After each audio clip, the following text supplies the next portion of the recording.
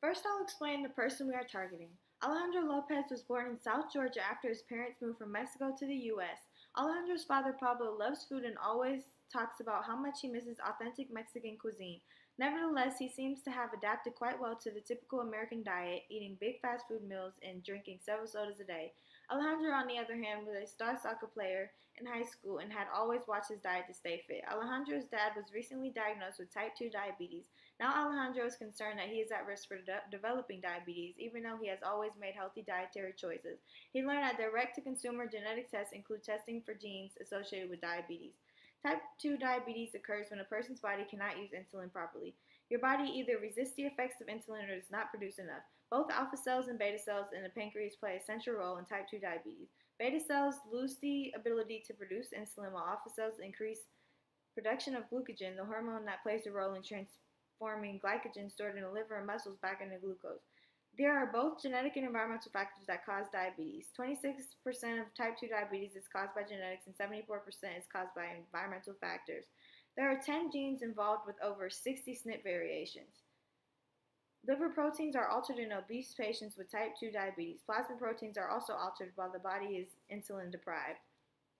Our test includes over 60 DNA variations that have been shown to be linked to type 2 diabetes. We believe that the SNP RS1326664 and RS7903146 are the best predictors of risk for diabetes in the scenario given. The RS1326664 is a SNP in the zinc transporter protein, which is a part of the SLC30A8 gene. The allele is associated with decreased insulin release in the first phase and impaired pro-insulin conversion.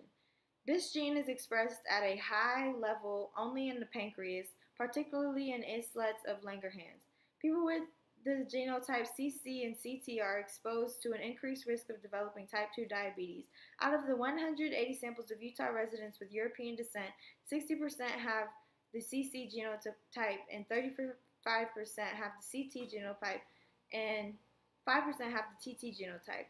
These traits are expressed when a patient that is tested is homozygous for the trait. The biological function of this properly working SNP is controlling blood sugar levels, fetal nutrition, and regulating insulin release. Whenever there is a variant in these genes, the opposite effect occurs.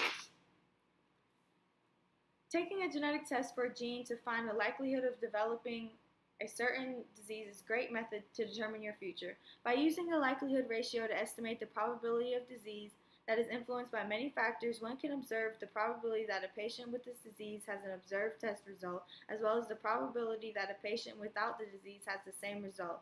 As seen in the test, the ability to predict development of the disease has little variance. Our test would be able to identify about 60 SNPs that could potentially identify the increased risk of having or already having type 2 diabetes. There are many other ways to test for type 2 diabetes that does not involve using a SNP chip. One of these tests is known as the Finnish Diabetes Risk Score. For patients that already have a high risk of getting type 2 diabetes, the genetic test would be of little value to them. Most people that inherit diabetes know that they have a chance of getting it by either being passed down genetically or environmentally. There are also some limitations for GRS studies, which are small effect size of genetic loci, low discriminative ability of the GRS, and questionable clinical relevance according to SNPpedia. If you test positive for type 2 diabetes, there are many emotional and financial factors that come into play. Emotionally, type 2 diabetes causes a change in your diet and everyday life. Some people are against chance, causing frustration and anger to set in. This type of diabetes is also dangerous because if left untreated, it can cause health problems or even death. Financially, the insulin and the doctor's treatments sometimes leave patients with big medical bills. For these reasons, patients with this type of diabetes or have the risk of obtaining this disease have concerns about being tested. Some of these concerns include the cost of a test. Another concern is if the test comes back positive, the question arises, could I pass this down genetically to my children? Another concern is health insurance. Some people are discriminated against for having certain medical disabilities, and this could affect certain people.